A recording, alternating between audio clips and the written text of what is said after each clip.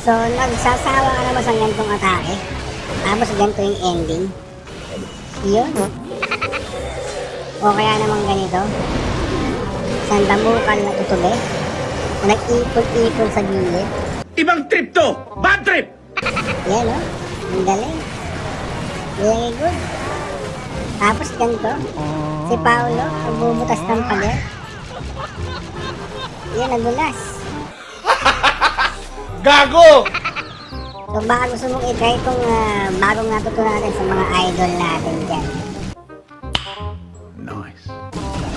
Sa mga taong ubas. Atake ng mga taong ubas to, no? Yun. Napakaganda po at napakadali lang, no?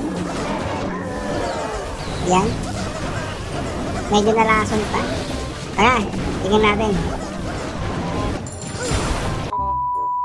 Ito na naman tayo, no? Nagbabalik na naman ng Sugod Bahay Gang, no? Siyempre, andito uli ang inyong host na si Tier here, no? So, ngayon, meron tayong natutunan kay idol natin na si Rambutan, no? Aray ko! So, Boss Rambutan, baka naman, no?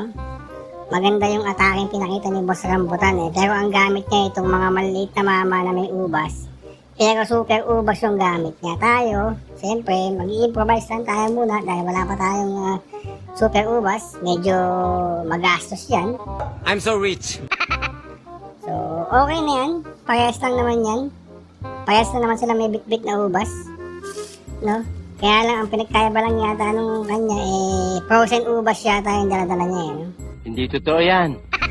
So kung bago ka sa channel natin at gusto mo yung mga ganitong video, isang like at isang subscribe, masaya na po tayo dyan, no? So tara, tingnan natin kung paano yung ataking pinapractice natin ngayon, no? So game. So habang pinapractice ko to, mamimili lang muna tayo ng mga abandonadong bahay, yan. Si Aiza, biglang papatalong sa gilid. Uubusin lang po ni Aiza yung tatlong maglikero na yan. Tsaka yung isang may maliit na bomba. Yan. Batang may dalang bomba. No? Delikado po yan. Bata yan. No? Tago-tago lang kay Aiza. Yung puta po ni Aiza, masyadong agresibo. Panay ang kagat. Yung karpintero po, hindi po alam ang gagawin. May tae po doon. Tago-tago lang. Pag naubos na po yung tago nyo, pauwiin nyo na po si Aiza. Pagka nalinis na po ni Aiza, medyo maganda na ang pagkakalinis niya. Maglagay kayo ng taong yelo. Yan, butasin nyo yung bakod. Taong yelo ulit. Ilagay nyo na yung maraming mamang maliit na may ubas. Samahan nyo ng mga Becky, Condom, yan, yung mga maliit na wali, oh. Yan, si Jose, oh, si Ryan, si Paolo. Wala pa tayong wali kasi si wali ay tutulog pa. So, yan, may talon dyan. Jose, pasok! Jose! Pupunta to. Gusto mo sa bahay ng kalapate. Di bale, matataas po ito mga ng mga maliit na mamang may ubas. Yan. Diretso lang sila dyan. No? Napakalalakas po ng mamang may ubas na yan. No? Bigla po ginamit ni Jose ang kanyang crossover para mabuksan yung bakod. No? Si Aiza, yan na po, susugurin na po sila. Pero wala po siyang nagawa. Sa mga yan po yung mga maliit na ubas, oh, nagkatalo na nga. Yun, maganda ang pagkasama-sama nila. At syempre, maraming magdikero. Ito yung super ubas, saka may kasamang maliit na higante, no? Hindi mo alam kung maliit o higante, no? Yan, yan lang, oh. Sige, Aiza, ikaw bahala dyan, no? Yan. Kasi, gusto mo yung pader. Yan, ang galing. Diba? Diretso lang sila dyan. Napakalalakas po yan. Op! May Sonrox. Nalalason po sila sa Sonrox, no? Pero okay lang. Malalakas nga yung mga